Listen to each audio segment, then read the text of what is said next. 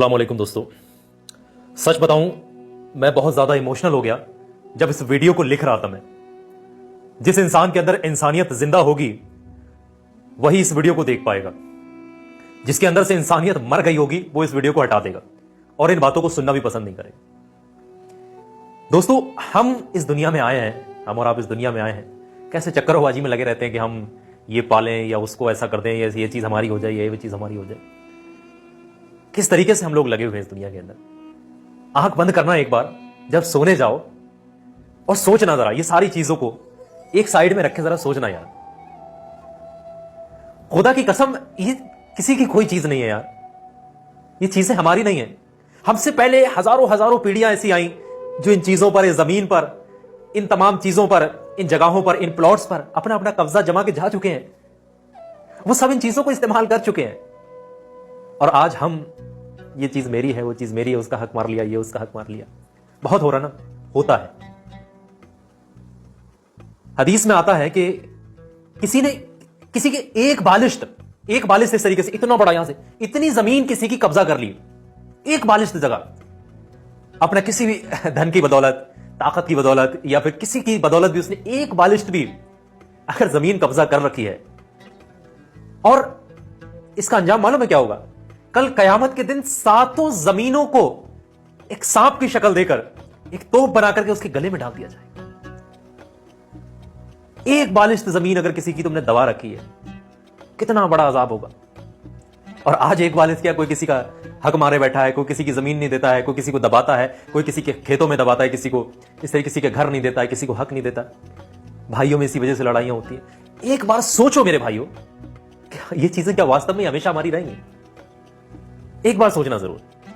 एक बात हमेशा याद रखना, जो रवैया मेरा और आपका अल्लाह की मखलूक के लिए होगा, अल्लाह की मखलूक से मुराद यह है कि अल्लाह के द्वारा बनाए हुए निजाम में जितनी भी चीजें स्टेबल हैं, इंसान है, चरिंद परिंद हैं, ये जमीन है, ये निजाम है, ये सारा पूरा जो बना रखा है ना, पूरा जो स्ट्रक्चर जिसके ऊपर आज हम कूदते हैं, ये मेरा, वो उसका, ये उसका, इसमें जितनी भी मखलूकें रहती हैं, जैसा बर्ताव हम इन मखलूक पे करेंगे, इनके साथ जैसा बिहेवियर हमारा होगा, वैसा ही अल्लाह का बिहेवियर, अल्लाह का बर्ताव हमारे लिए होगा।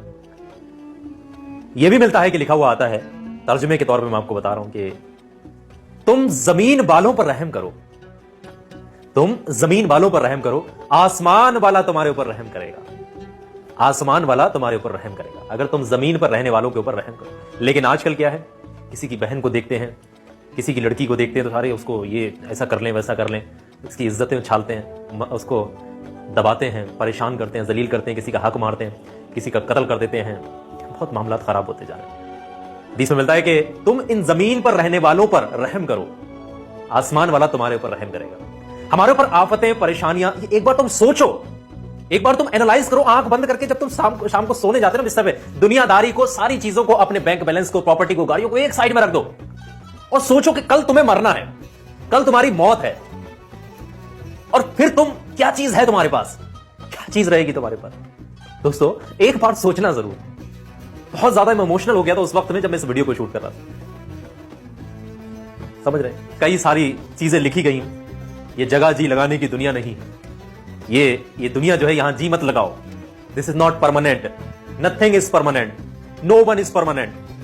हर जानदार को मौत का मजा चखना है, जिसके अंदर भी जान हैगी उसको मौत का मजा जरूर चखना है, उसको मरना ही मरना है। कितना ही धनी हो, कितना ही बलवान हो, कितना ही शक्तिशाली हो, कितना ही किसी को दबाने वाला हो, कितना बड़ा भी गद्दार क्यों ना, कुछ भी हो, मौत का मजा चखना है उसको। जाना है, एक रुपया छोड़ करके जाना है, एक रुपया।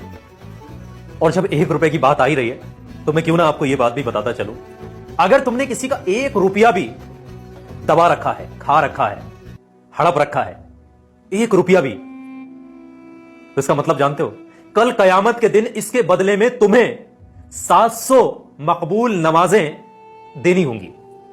इसके बदले में 1 रुपया अगर तुमने किसी का खा रखा, कल कयामत के दिन 700 मकबूल नमाजें देनी होंगी। और इस जमीन पर आज के वक्त में अल्लाह का वो कौन सा हुक्म है जो नहीं टूट रहा? लोग कैसे हफ्सी बने घूम रहे हैं, कैसे शैतान बने घूम रहे हैं, कैसे लोगों के ऊपर जुल्म कर रहे हैं। क्या मालूम हमारी ये नमाजें पढ़ रही हैं, नमाजें कबूल हो भी रही हैं, हमारे अमाल ऐसे या नहीं।